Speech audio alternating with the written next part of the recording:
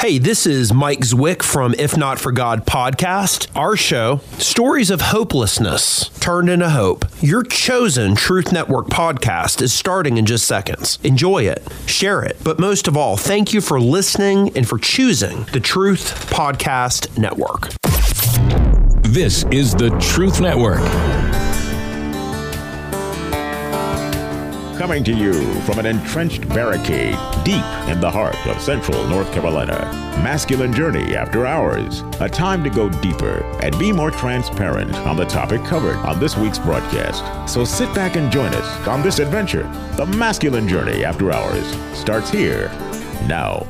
Welcome to Masculine Journey After Hours. We're glad that you're joining us back. Hopefully you listened to the first episode when we were talking about our topic for the week. But Danny, you weren't here on the first show, and so I didn't listen either. You didn't listen yet. No, I get that. But you guys did a great job last week on the radio show. It was a good show. Well, thank you. And so some of this is a little bit of a continuation because you guys were talking about being stewards of pain, right? But and we talked on the last show about how pain is present in our disruption, dismantling, healing, and restoring, because what we're talking about is God's always doing those four things in our life, right? But the good news is peace is available in each one of those as well. There's peace that can be had during disruption, right? There's peace that can be had during dismantling, and definitely during healing and restoring. And so that's available to us as well if we lean into God and let Him take us through it, right? Instead of trying to white knuckle it and do it ourselves and fight through it, right? Which is my tendency, and then when it fails, I go, okay, God, now you can help me, instead of turning to Him first, right? And so that painful process becomes a heck of a lot more painful when I try to continue to do it on my own. And honestly, trying to do it on my own is what me got into most of those situations anyway, right? Of needing to be disrupted or dismantled, definitely needing the healing and the restoration. And so we're going to actually start with a clip in this particular segment. And this is a clip from a movie called Two Hearts. Now, I have to admit, I've not seen the movie. I know what it's about from reading the synopsis, that says this is what the movie's about. But what the clip we're going to listen to is you have a boy that's getting ready to go off to college. And he's put in for a college that his friend... What college is that? Well, I'll tell you in a minute. Right. Okay. You just setting everybody up so they'll know that the name of this college is particularly troubling. No, I've got it. Okay. I've got it. But he didn't. He got accepted in that other college. He did not get accepted in the one he wanted to go to, right? And so... he's found out he didn't get accepted into the college he really wanted to go to, a college in which his buddy John was going to go to. And they had all these plans that they're going to, do these things in college together. John gets in, but this young man doesn't. And so his mom's walking into his room while the young man's playing guitar, and she's going to say, that's a tough one, right? And they start having a conversation. I want you to listen to their conversation and something particularly that he says. But the reason he says it is because she's told him it his whole life. It's something he quotes back to her, and that's a quote I want to get out of this, and we'll talk about it after we listen to the clip. But you're not going to say what college you got? Yeah. Okay. Yeah. We're ready. Is Loyola. There you Yes. Thank you. Well done. Thank you. I had to practice. But here we go. But he got into Loyola. I can't say it. Loyola. There we go. All right. La, la, la, la, la. All right. That's what we wanted. I know. I tried. I should have went twice. God, you said once. I went twice. Here we go. All right. Here's the clip. Hey. Rough one. Come here. Your mom needs some love. Your mom needs some love. Oh, I can see what you're doing, right? It's kind of obvious. I just want you to remember that when things don't work out, there's always a reason. We just might not see it in the moment. What's the reason why? Like, John might actually crack a smile for once if I went to school with him. Maybe. And maybe there's something for you at Loyola. Because life is happening for me, not to me, right?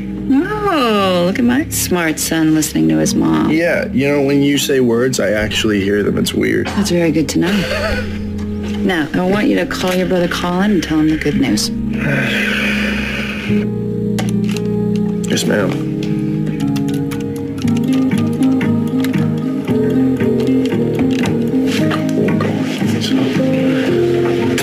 Thank you. Let's go listen over here. Okay. Hey, man, what's up?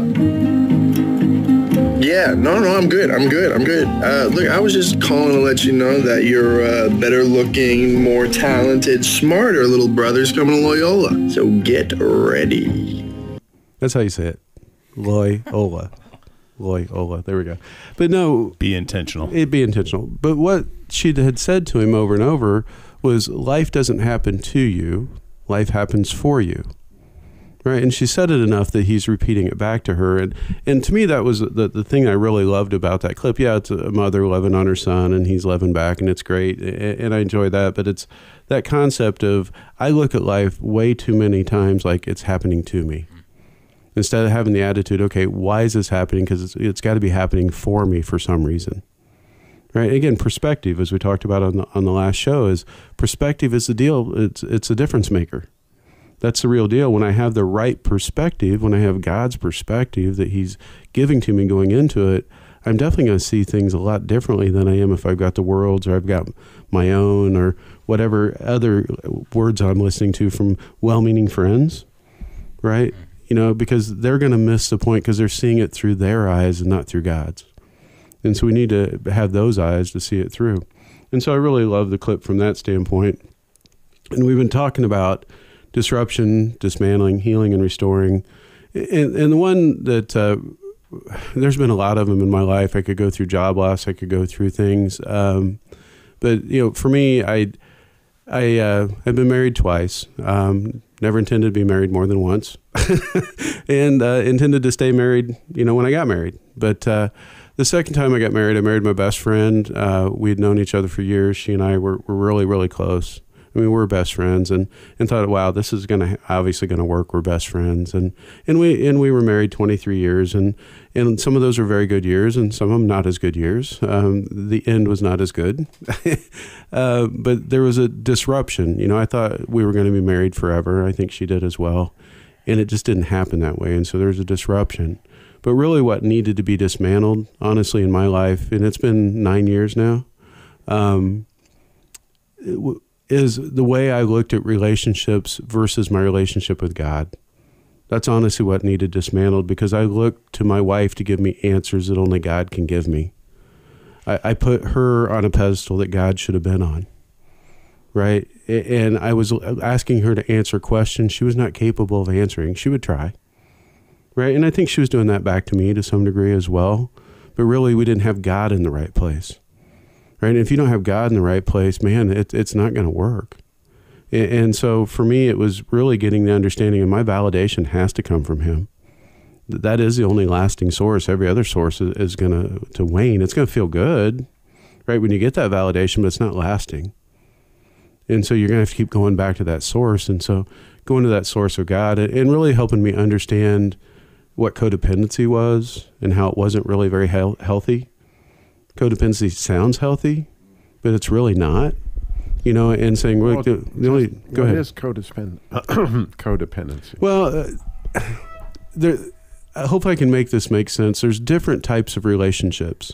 There's this thing called the AHM of relationships. You have an A relationship, which is a codependency relationship. And if you think of the letter A, you have one side leaning against the other, and there's something in the middle that joins it, like a capital A, right?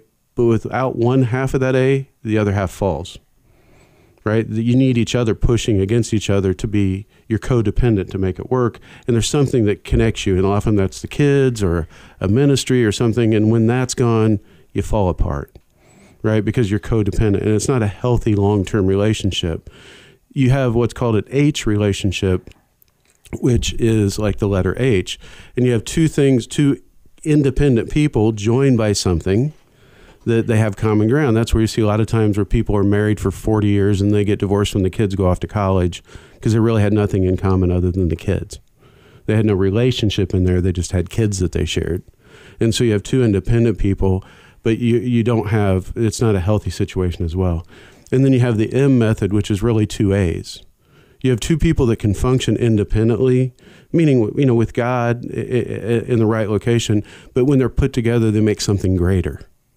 Right? Together they make the M. With one side, you only get half of the M. Right. And I don't think I made it make sense really well, but it's a healthy style of relationship. And actually, it was really cool, Sam. I've never heard that, and I just thought, really cool. I mean, I love the letters.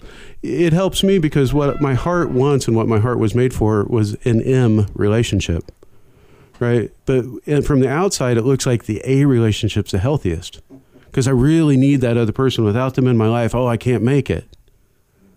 Well, yeah, it's good to feel that way, but it's not terrible. It's not necessarily true because we have to live without one another at some point.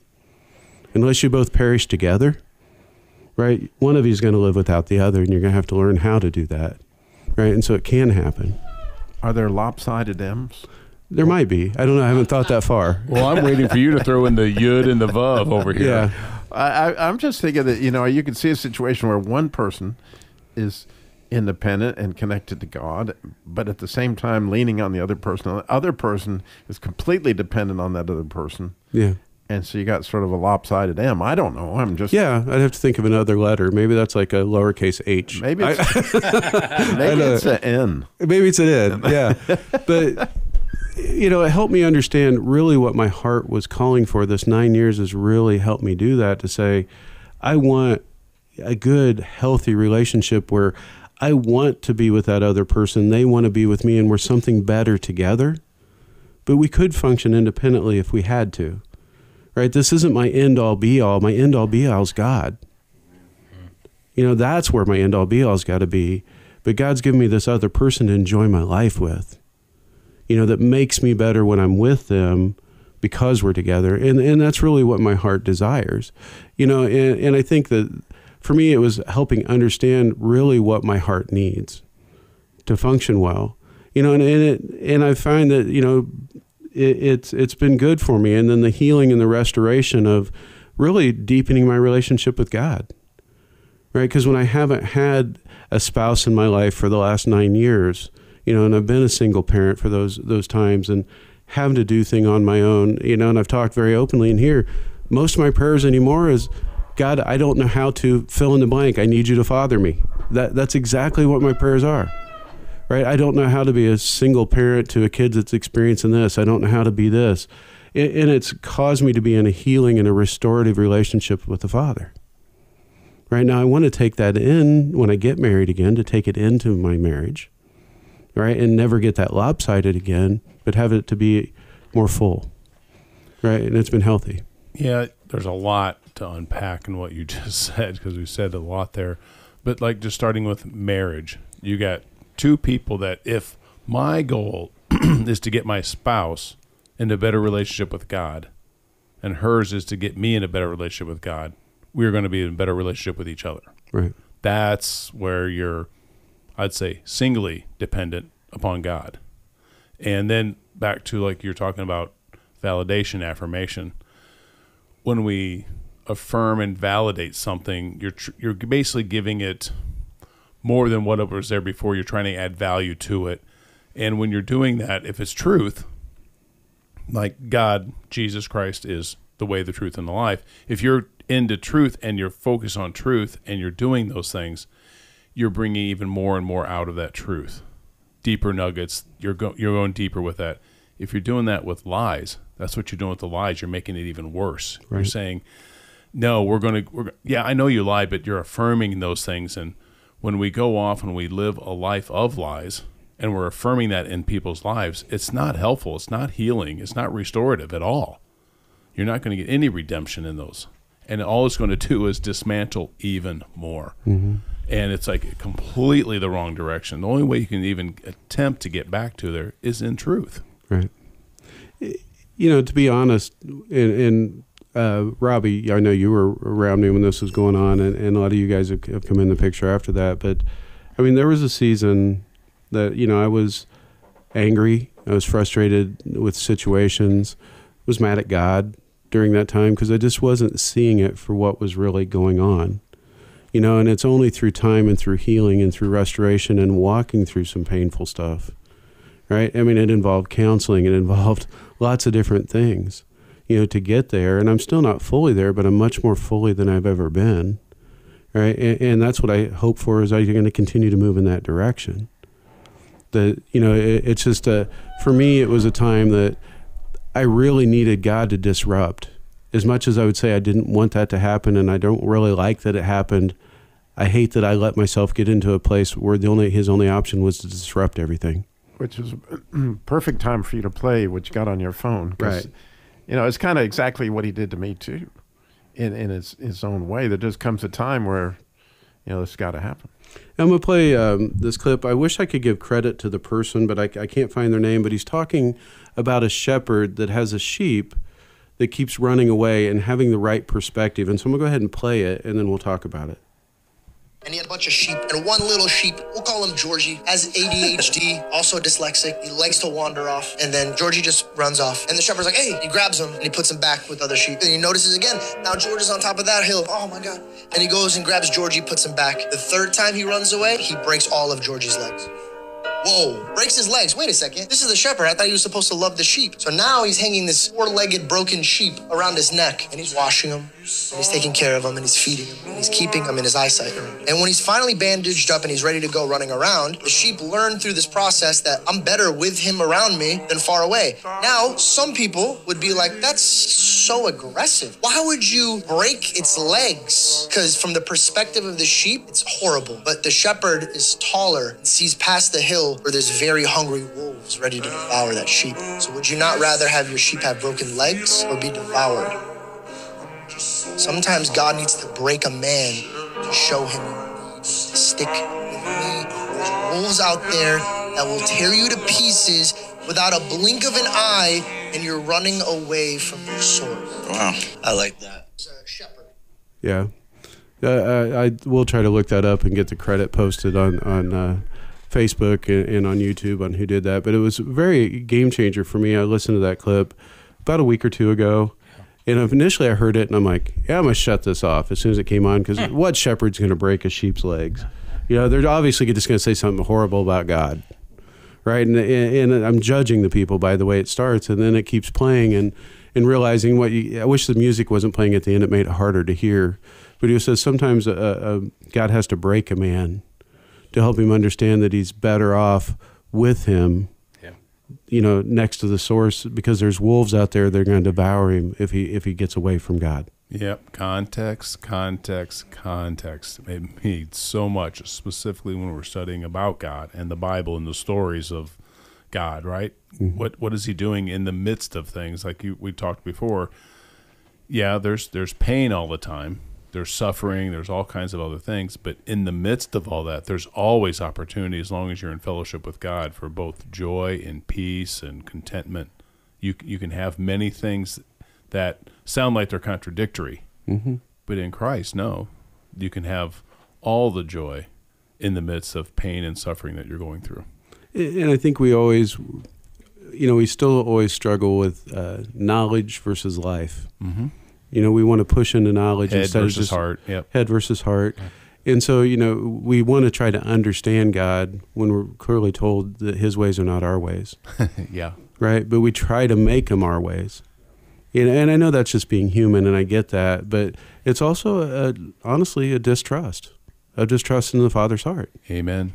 That if we just say, okay, I know your heart's above all else, above my circumstances that I'm currently in, above what I'm feeling right now, I know your heart is good towards me, right? If I can just stay there, my perspective's different. Because what does happen is eventually everything passes. I mean, eventually that may be me. It will be at some point, right? None of us live forever, right? And eventually everything passes, even if it's a health concern. You're going to get healed one way or the other, right? Whether you're healed after this life or during this life. Yeah. And so it's just having the right perspective as you go through it, because life's going to keep coming at us. That's where the dismantle comes from, is start to have that perspective. I mean, in that one, it was the shepherd broke his legs to do that. So for us, I mean, it's God breaking us down and saying, hey, either you're going to listen to me or not, but one way or the other, you're going the way I want you to go. Yeah. So, I mean, you can fight it all you want to, but God's just going to start disrupting and dismantling everything in your life until you're at the point where you're just like, it's just me and you, God. Yeah. I trust you. Let's go. Yeah. A great thing that I'd love to do, and I need to just sit down and do it. And David, since we work a lot together, you can hold me accountable to it. Oh, but okay. I would like to start a little bit of a journal, saying, God, help me, remind me of when you disrupted me in this situation, in relationships, when you disrupted me in finances, when you disrupted me, and some of those will come very quickly, right? But, okay, what was the dismantling? What were you after there, right? Or what are you after now, right? Help me dig into you more. All right, God, where did that move into healing? Because a lot of times when you can get the perspective of what God's already done, it gives you the energy to face what you're going through today. But one of the big things the enemy does is he strips us of our memory. Mm-hmm. He'll put a lot of things at us and rob us of the things God's done in our life. The things that you say, oh, I'll never forget that. Forgotten already. Forget why. The next commercial comes on and I don't even know what's going on. It's like, oh, the game's back on. I got no idea here. Yeah. Right. And so, we're forgetful people. That's why the Bible's full of people building monuments so that they didn't forget for generations. Right? Where's the monuments in your life that you're building so you don't forget when you face that next obstacle? You can say, okay, God, I know I don't get it. I don't understand why I'm here. Yes, I'm frustrated, fill in the blank, but what I do know is your heart is good towards me and you're after something. So let me trust in that and walk with you through it. But also the pain that we were talking about earlier helps you remember some of those things. Yeah. I mean, as a kid growing up, how many times did we hurt ourselves and Dad looked at you, hurt, didn't it? Yeah. Well, God does the same thing in this dismantling process. Yeah. How many times did you stick your hand over a candle? Once. Yeah. If you really got burnt, you only did it once. Yeah. Right. Yeah. At work, how many times do I ask the wrong question? A lot, but it hurts every time I do. Yeah, but I try to burn you every time you do. That's a different scenario. Yeah. You're welcome. Oh, yep, that hurts. You're welcome. That's a giving of pain. Okay. Okay, so I'm not being an instrument of God there. Okay, maybe not. Maybe not. Maybe not. Go ahead. He's only got 2 legs, but you can try it. I'll try. I'm not carrying him. I'm just saying. Yeah. There we go. I will live stream that one. I will tune in for that. Yeah. So who else wants to share anything about the topic we're talking about? What's on your heart? Disruption, dismantling. Kenny?